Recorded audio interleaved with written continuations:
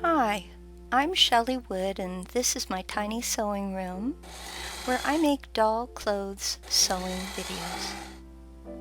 Today I'm going to show you how to make a little hooded raincoat with piping, little buttons, and a cute cotton fabric for the lining. It should fit most of your 13 to 16 inch dolls, that's 33 to 41 centimeters tall, like the Disney Princess Toddler dolls and similar sized dolls. But before we begin, please go to my website shelleywood.com to download and print these three free PDF sewing patterns. So here's the back pattern, here's the raincoat front pattern, and then we have the hood and sleeve. Use the patterns to cut out 4 sleeve pieces, 2 backs, 4 fronts, and then these 6 hood pieces. You will also need some piping.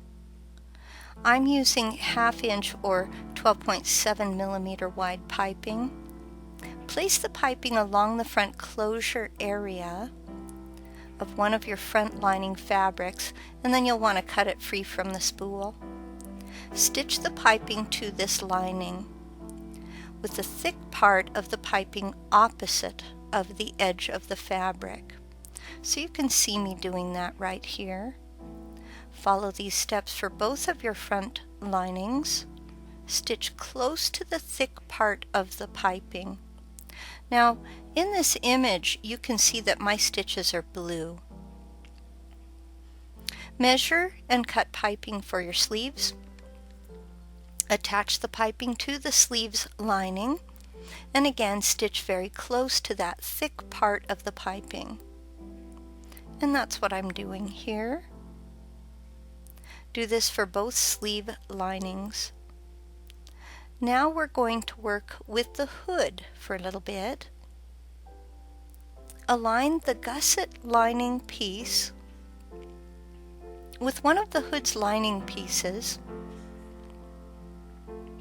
and stitch them together from the top down to the neck. So this is going to be a very round stitch. It's going to take a few stops on your sewing machine as you work around in that circle. You may find it easier to stitch by hand.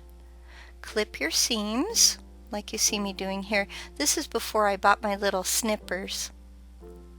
When I designed this pattern, I made the gusset just a little bit too long on purpose. That's because it's actually kind of hard to maintain your seam allowances when you're stitching along curved edges. But we'll be trimming off any extra gusset material at the neck before we're done. Attach the other side of the hood, following the opposite round area of the hood. Okay, so we're attaching hood to gusset, and you can see that the gusset is already attached to the other side of the hood. And then you're going to clip all your seams. And that's what I'm doing here. Here's how the hood's lining should look so far if you've done it correctly. So I'm just going to give you an overview so you can kind of see. Down here where the gusset is extra long, that's the neck part. And then up there is the top. Yeah, you can try turning it inside out just to see if you feel like you've done it correctly.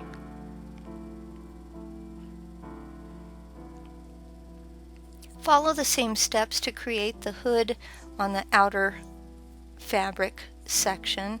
So again, I lay my gusset over the hood and then I just stitch all the way around it. And again, you'll notice that your gusset is too long. And here I am doing the other side, stitching the other side of the hood to the gusset. Okay, and here I am clipping my seams just like we did with the lining. Now you have 2 hoods. One's a lining and then it's got the outer fabric hood. Attach piping to the lining along the front of the hood. Begin at the neck and then sew along the gusset's edge and around and down the other side of the hood's opening. There we go. And again, round, curvy areas can be tricky to stitch. You might want to do this by hand if it's difficult for you. Always stitch very close to the piping's thick side. Encase the lining inside the outer part of the garment, keeping your right sides together. Okay, so what's that mean? So I've got my lining right side out, and I have my outside garment piece inside out. I slip the lining inside of the outer hood, just like that. Kind of try to match up this area at front. Stitch them together following the piping line. And again, you may find it easier to do this stitch by hand because of the piping. Some sewing machines also have a special foot designed to help you sew your piping accurately. It can help to follow the seams along the lining instead of the outer hood. Now clip seams cutting through the piping's thin side. Okay. Opening at the neck, invert your hood. Alright, so I'm going to open it at the neck and then invert the whole thing and kind of push that lining inside. Now you can see the piping really pop out. It just looks beautiful. Now we're going to work with our sleeves for a little bit. Lay the outer sleeve over the top of the lining, just like you see me doing here. Stitch along this straight edge, following the thick end of the piping. So that's what I'm doing here. Open the sleeve up. It should look like this. Fold it back so the piping's at the bottom. And you'll want to press this seam. Follow these directions for both sleeves. Set one of the outer coat fronts against the back. Stitch these together at the shoulder. So I'm just working with the outer fabric now. Follow the same steps for the other front. So we're just attaching them at the shoulder seam. Press those shoulder seams. Attach lining fronts to lining back, making sure right sides are facing each other. Stitch them at the shoulder on both sides. And that's what I'm doing here. Again, this is the lining. The lining now looks like this. Open the lining up and press your shoulder seams. Flip it over so you can see the right side. Set the hood on top of the back with right sides facing and carefully pin it to the lining. So I want to make sure you can see what I've done here. So this is just the lining, and I've got the hood, which has an outer fabric pinned to it.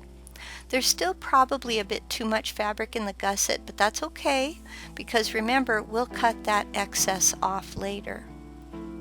Stitch the hood to the lining with a straight line. Now, again, if this is tricky, I recommend doing it by hand. Now you're ready to cut away that extra gusset fabric. And that's what I'm going to do right here. So I've got a little bit too much gusset. I'm going to trim that so it doesn't make the garment bulky. Fold the hood back and sandwich it between the outer coat piece and the lining. Okay, so here's my hood, right sides together with the lining. And then I've got the outer fabric over the top of the outer fabric of the hood plus the lining. Stitch across the neck In these images, the blue stitches are where I worked with the lining. Pink is the new stitching. Be sure to line up shoulder seams as you stitch. So this shoulder seam should line up with this one exactly. Carefully stitch these together. As your stitches come to the front placket, turn the corner and stitch along the piping. Now you'll notice I'm using hand stitching. Remember to keep your stitches close to the thick part of the piping. When you reach the bottom of the garment, turn again and continue to stitch, giving it about 1.5 centimeters seam allowance at the bottom. Sew until you reach the side seam area. Like the gusset, this extra wide hem allows extra room for a margin of error. You could sew these stitches from the lining side, which may give you a better feel for where your piping is. Either way, follow these steps for both of your fronts. So you can see now that I have stitched that. I've kind of sandwiched the hood in between the lining and the outer fabric. I still don't have any sleeves yet. Okay. I was at a conference when this video was taken. Clip and invert the neck, placket, and front hem areas. And I've got some gentleman holding my phone taking these videos at the conference. Sorry the lighting isn't great. There you go. That's what we have so far. Now give all seams a good press at this point. Even the piping edges around the hood need a good press. Lay a sleeve against the garment, keeping your right sides together, and stitch from the underarm area almost to the shoulder seam.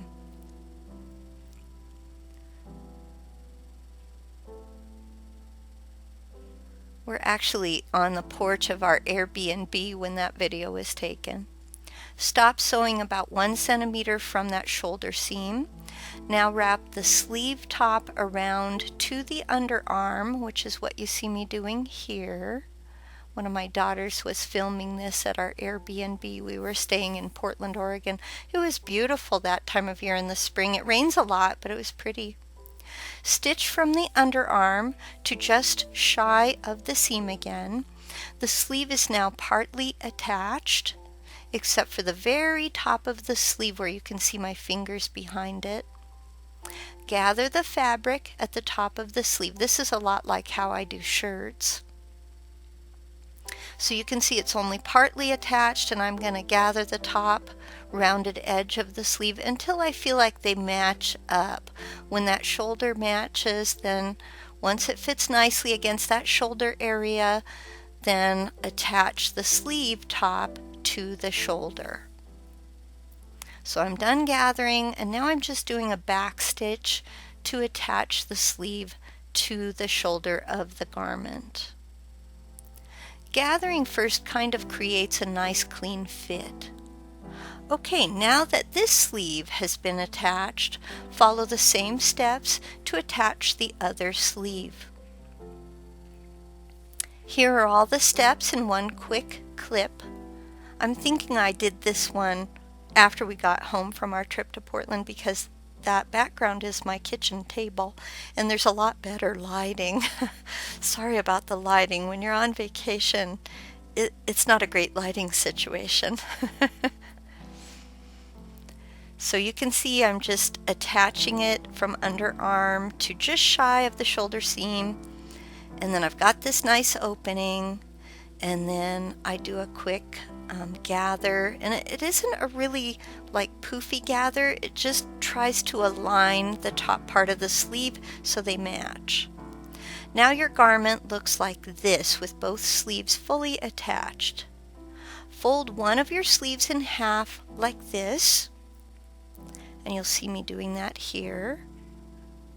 Stitch from the sleeve's edge to the underarm area, and then you're going to turn and stitch down from the underarm. But I want you to stop sewing well before you reach the bottom of the garment. Give it a 5 centimeter or even a 2-inch unsewn area. Then fold the other sleeve in half the same way you did with the first one and stitch it exactly the same way.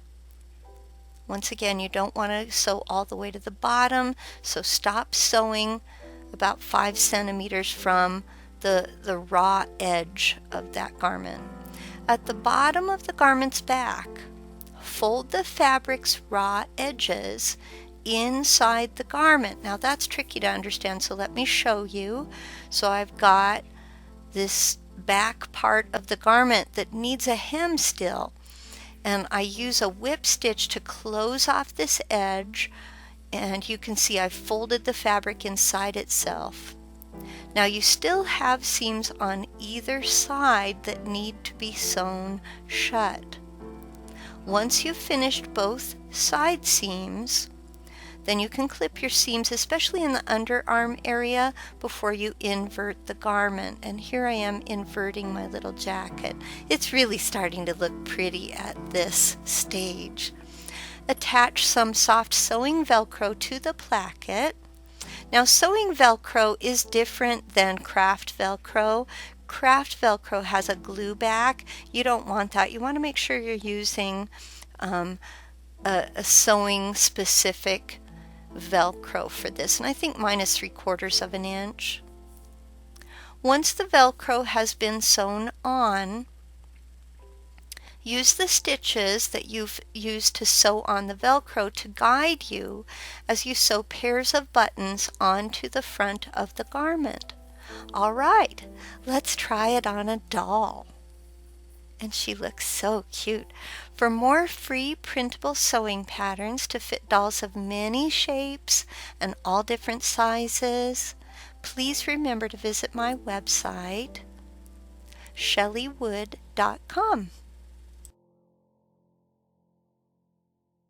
Hey, did you know that you could design your own doll pants patterns from scratch with just a limited amount of sewing knowledge? Pattern design is made simple by connecting your doll's measurements with a template I give you during my course. I'm Shelley Wood, the doll clothing designer. I own Shelley Wood LLC and the website shelleywood.com.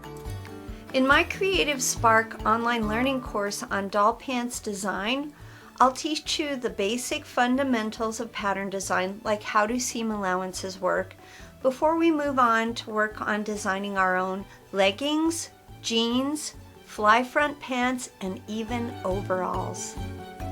So please join me. I would love to see you on the Creative Spark online learning platform. Come see what we offer. Again, I'm Shelley Wood, one of the instructors.